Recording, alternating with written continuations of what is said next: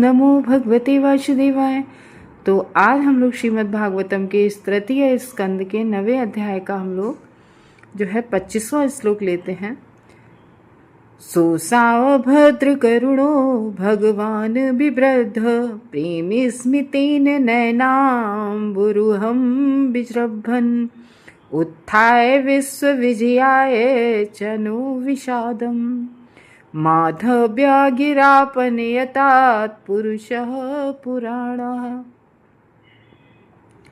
तो इस हम लोग अभी तक सुनते आ रहे हैं कि 8वां अध्याय हम लोगों ने देखा था कि कैसे पहले स्टार्टिंग से कि कैसे ब्रह्मा जी कमल नाभि से उत्पन्न हुए और फिर किस तरीके से ब्रह्मा जी ने भगवान की तपस्या की और तपस्या के बाद में फिर ब्रह्मा जी को जब पता चला कि वो सृजनशीलता के लिए आए हैं तो उसके बाद में फिर उस सृजन के लिए ब्रह्मा जी जो है भगवान से स्तुति कर रहे हैं। और हम लगातार पिछले 3 अध्यायों से देख रहे हैं कि भगवान जो है अभी ब्रह्मा जी से कुछ कहा नहीं है और ब्रह्मा जी अपनी स्तुतियाँ कर रहे हैं।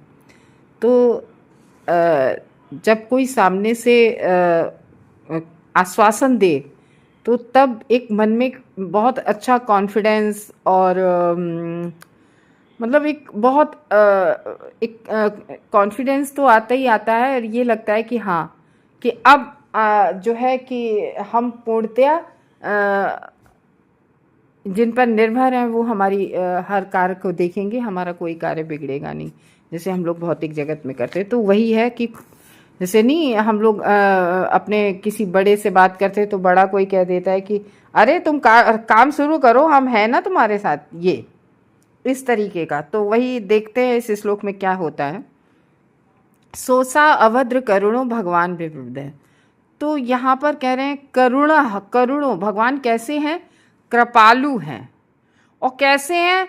अदब्र कृपालु, असीम कृपालु हैं। तो वो भगवान वो कह रहे हैं कि वे भगवान वे जो दिख रहे हैं सामने, ब्रह्मा जी को सामने दिख रहे हैं भगवान, क्योंकि तपस्या की तो भगवान सामने दर्शन दिए, तो भगवान उनको साफ बिल्कुल साक्षात सामने दिख रहे हैं ब्रह्मा जी को। तो ब्रह्मा जी कह रहे हैं कि आप जो है भगवान जो कि सबसे ज़्यादा दयालु है, असीम कृपा वाले हैं, सर्वोपरि हैं।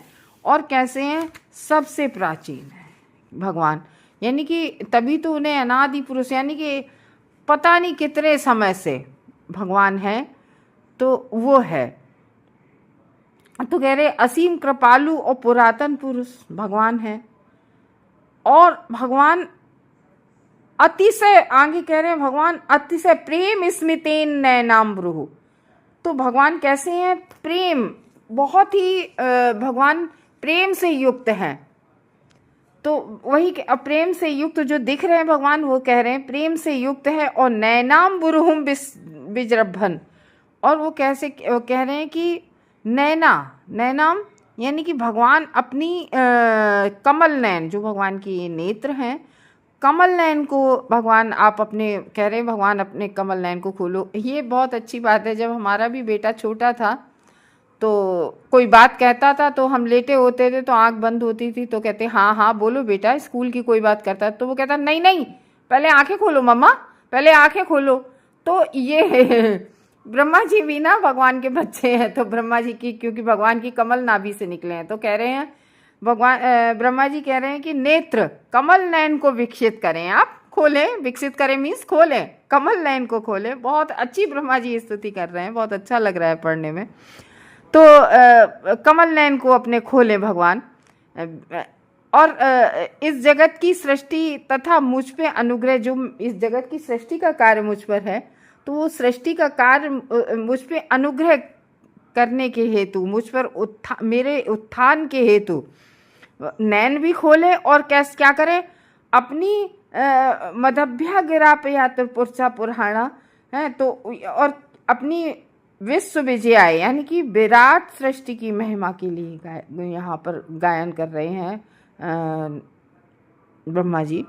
फिर कह रहे हैं अपनी मधुर वाणी द्वारा मेरा खेद दूर करें, या जो हमें जो डर है। पिछले कल के श्लोक में हमने अपन ने पढ़ा था ना कि ब्रह्मा जी कह रहे हैं कि मैं हर प्रकार के पुरुषों को श्रेष्ठ करूँगा, तो तो उससे मुझ में कहीं कोई रजोगुण या और कोई चीज़ भौतिकता वाली चीज़ें हमारे अंदर ना भर जाएं, हम भौतिकता से प्रभावित ना हो जाएं।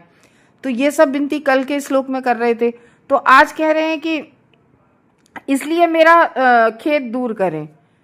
और कल ये भी कहा था ना कि कभी भी हम ये सब करें और उसमें सृष्टि का कार्य तो मैं करूँगा, लेकिन आपके अनुग्रह से करूँगा, आपका उपकरण बनकर करूँगा, उससे मुझ पर कोई प्रभाव ना हो और मुझे कभी कोई अभिमान ना हो। और उसके साथ साथ ऐसा नहीं कि इस भौतिकतावादी कार्य के साथ, सृष्टि के कार्य के साथ मैं आपका भजन, बहुत अच्छी बात ये कही है कि मैं आपकी कथा, आपका भजन ना भूल जाऊं। तो हम लोग क्या है, इतने अपनी भौतिकतावाद में मशगूल हो जाते हैं कि हम पता है हम लोग क्यों आते हैं, हम लोग क्या होता है कि आत्म साक्षात्कार जरूर करना चाहिए, क्योंकि हम भूल जाते हैं कि हम यहाँ किस लिए आए हैं। यहाँ पर हम सिर्फ भगवान की भक्ति करके और भगवत धाम जाने के लिए आए। भगवान हम पर बहुत कृपा करते हैं, तब हमें यहाँ मानुष्य जन्म मिलता है, और मनुष्य जन्म में हम भक्ति करके ताकि हम भगवत धाम जा सकें। तो ये हमें एक चांस मिला है कि हम भक्ति करके भगवान के भगवत धाम जा सके। क्यों?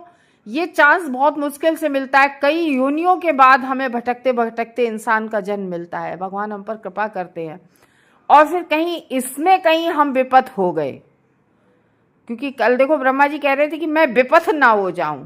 तो अगर इस जन्म में, मनुष्य योनि में हम विपथ हो गए, तो पता नहीं हम कहाँ जाके गिरे, कोई भरोसा नहीं।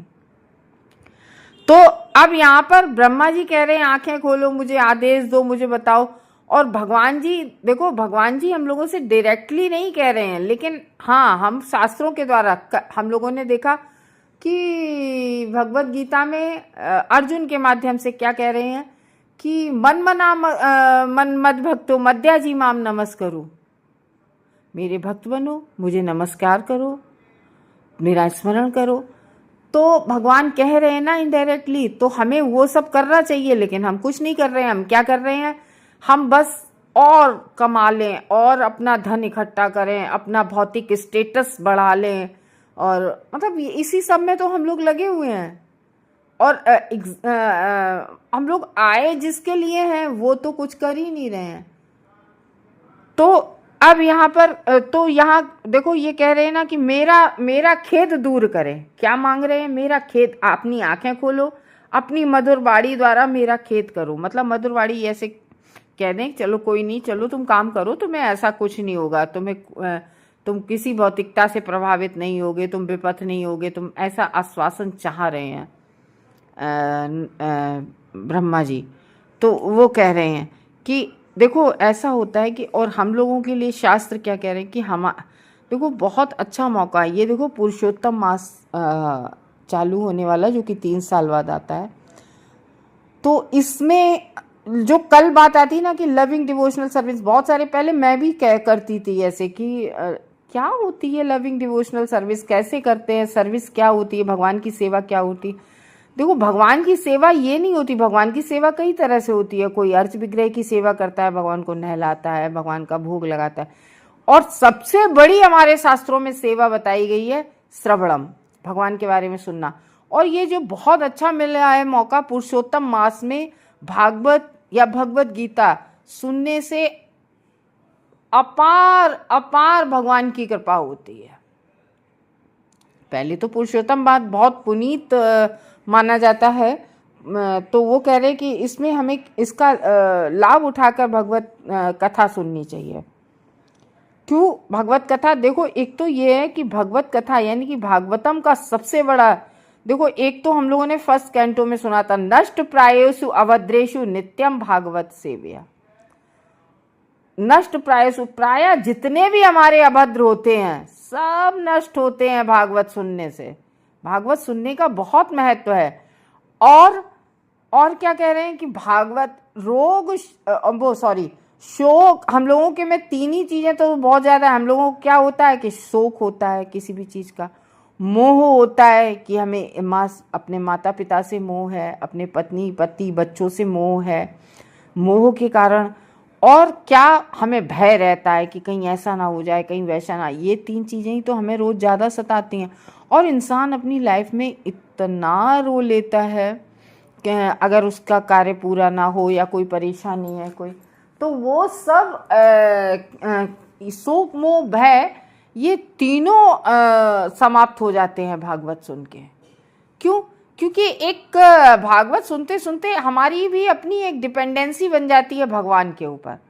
तो जब हम भागवतम नित्य सुनने लगते हैं तो भौतिक सुख दुख, इन चीज़ों का, भौतिक परेशानियों का एक वो स्टेज आती है भक्ति करते करते कि किसी भी भौतिक चीज़ों का प्रभाव ना हो, और एक्चुअली में वही भक्ति होती है। तभी हम भक्त बन पाते हैं। हम लोग अभी तो कहने लगते हैं कि हम लोग भक्ति, अभी तो हम भक्ति में प्रवेश करना चाह रहे हैं। जो वो स्टेज होती है पूर्णतया भक्ति की कि भगवान का भक्त बन गया, जब कोई भी भौतिक चीज कोई प्रभावित ना कर पाए, ना शोक, ना मोह, ना भय, ना सुख, ना दुख। तो वही यहाँ पर कह रहे हैं। देखो फर्स्ट चैप्टर जब हम लोग भगवत गीता का पढ़ते हैं, अर्जुन ने जैसे ही रथ ले जाके, भगवान अर्जुन ने कहा कि रथ को बीच में ले चलो, अर्जुन का रथ बीच में गया, और अर्जुन ने जैसे ही सबको देखा, ये हमारे पितामह हैं, ये हमारे गुरु हैं, ये हमारे भाई बंधु हैं, तो कहते मैं इनसे युद्ध करूंगा। एकदम विषाद हो गया उन्हें। अर्जुन विषाद योग करके है वो। तो अर्जुन को वो कैसे हुआ, जब भगवान ने अपनी वाणी से भगवत गीता बोली, यानी कि भगवान का संपर्क हुआ। कैसे? अभी तो वो अपने भाई, अपनी बुआ के लड़के के रूप में देख रहे थे, भाई के रूप में। जब भगवान से संपर्क हुआ, भगवान ने भगवत गीता का ज्ञान दिया, फिर भगवान ने अपना विराट स्वरूप का भी दर्शन की करवाया, भगवान से संपर्क हुआ, तो फिर सारे विषाद दूर होने लगे। तो भौतिक जगत का कोई भी कार्य हो ना हमें सैड कर सकता है, ना हमें हैप्पी करता है। वो बस सम रहता है भक्त। तो वही कह रहे हैं इसमें कि कमल नेत्रों को खोलकर मुस्कुराते हुए मुझे वर दें, वरदान मांग रहे हैं कि मुझे वर दें। वर दें मतलब किसका वर दें? कि चलो कोई नहीं, तुम करो, सृष्टि मैं हूं ना। वे संपूर्ण विराट सृष्टि का उत्थान कर सकते हैं। भगवान पूरी विराट, जितना भी विराट सृष्टि, यानी कि पूरी इतनी विशाल सृष्टि है, उस सब का भगवान उत्थान कर सकते हैं। क्यों कर सकते हैं? क्योंकि वे कृपापूर्ण हैं, कृपा करते हैं सबसे। कृपापूर्ण आदेशों के द्वारा हमारा विषाद दूर कर सकते हैं। तो श्री भगवान इस भौतिक जगत में पतितात्माओं पर अत्यधिक कृपालु होते हैं। पूरा संपूर्ण विराट जगत सबके लिए अपनी भगवत भक्ति बढ़ाने हेतु स्वावसर है। तो ये हमें जीवन जो है बहुत अच्छा अवसर मिला है भगवान की भक्ति बढ़ाने का। तो हर व्यक्ति इसी प्रयोजन के लिए है कि भगवान अपना विस्तार अनेक पुरुषों में करते हैं, जो या तो स्वांश होते हैं भगवान के, या विभिन्नांश होते हैं। जैसे कृष्ण से बलराम हुए, ऐसे करके भगवान के स्वांश हुए ऐसे, और विभिन्नांश बहुत फिर आगे बढ़ते चलते जाए, एक्सपेंशन होता रहता है भगवान का। तो व्यष्टि आत्माओं वाले जो जीव हैं उनके विभिन्नांश हैं, जबकि स्वांश स्वयं श्री भगवान होते हैं, जो भगवान स्वयं अपने अवतार लेते हैं। स्वांश सेव्य होते हैं, और विभिन्नांश आनंद और ज्ञान के सर्वोच्च स्वरूप के साथ दिव्य आनंद के आदान प्रदान हेतु सेवक होते हैं। जो मुक्तात्मा हैं वे बिना भौतिक कल्पित विचारों के सेव्य तथा सेवक के आनंदमय आदान प्रदान में सम्मिलित हो सकते हैं। तो सेव्य और सेवक, तो ये इनके बीच ऐसे दिव्य आदान प्रदान का विशिष्ट उदाहरण गोपियों के साथ उत्पन्न की गई रासलीला थी, जो भगवान ने गोपियों के साथ रासलीला की थी। तो गोपियां अंतरंगी शक्ति की सेवक अंश हैं, गोपियां सेवक वाली अंश हैं। तो अतएव रासलीला नृत्य में भगवान के सम्मिलित होने को कभी भी पुरुष तथा स्त्री के संसारी संबंध जैसा नहीं मानना चाहिए। तभी हम लोगों से कहा जाता है ना कि डायरेक्टली हमें 11वें स्कंद को नहीं पढ़ना चाहिए, जो रासलीला है, क्योंकि हम जब तक हम पूरी भागवतम नहीं पढ़ेंगे हम समझ ही नहीं पाएंगे। हम लोग तो उसको ये समझेंगे कि ऐसे भगवान थे जो इतनी सारी गोपिकाओं के साथ नृत्य किया, और एक्चुअली में भगवान ने क्या, या वही है ना, वो जो जब राम भगवान थे, राम भगवान जब वन में गए थे, तो जो ऋषि मुनि थे, ऋषि मुनियों ने जैसे ही देखा उन भगवान, तो भगवान के रूप को देखकर सारे ऋषि मुनि भी मोहित हो गए। तब भगवान ने कहा था कि अभी तो मैं मर्यादा पुरुषोत्तम रूप में आया हूँ, जब मैं कृष्ण रूप में आऊँगा तब मैं तुम्हें ये सुख प्रदान करूँगा। मन ही मन भाव से भगवान ने ऋषियों से, और भगवान तो सबके भाव जानने वाले हैं, तो इस तरीके से तो वो बहुत उच्च लेवल का है। वो हम लोग तभी समझ सकते हैं जब हम भागवत के 1 से लेके 10 कैंटों तक पूरा पढ़ लेंगे भागवतम। तो ये भगवान तथा जीवों के मध्य विचारों के आदान प्रदान की ये सर्वोच्च सिद्ध अवस्था होती है। श्री भगवान पतित आत्माओं को जीवन की सर्वोच्च सिद्धि के लिए अवसर प्रदान करते हैं। तो हम सबको अवसर प्रदान करते हैं, यानी कि अगर हम लोग भक्ति के मार्ग पे चलते रहेंगे तो हमसे भी भगवान बात करेंगे। जैसे ब्रह्मा कह रहे हैं कि आप नेत्र खोलो, आप वाणी अपनी कुछ तो मुख से निकालो, वैसे ही हम सबसे भी बात होगी, हम लोग भक्ति में लगे रहें।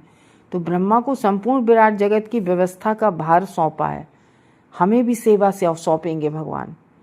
तो अतएव वे श्री भगवान से आशीर्वाद मांगते हैं जिससे वे अपने इस कार्य को संपन्न कर सकें, ताकि वो कार्य भगवान की जो सेवा है, तो भगवान अपनी सेवा ऐसे ही हर किसी को नहीं देते हैं।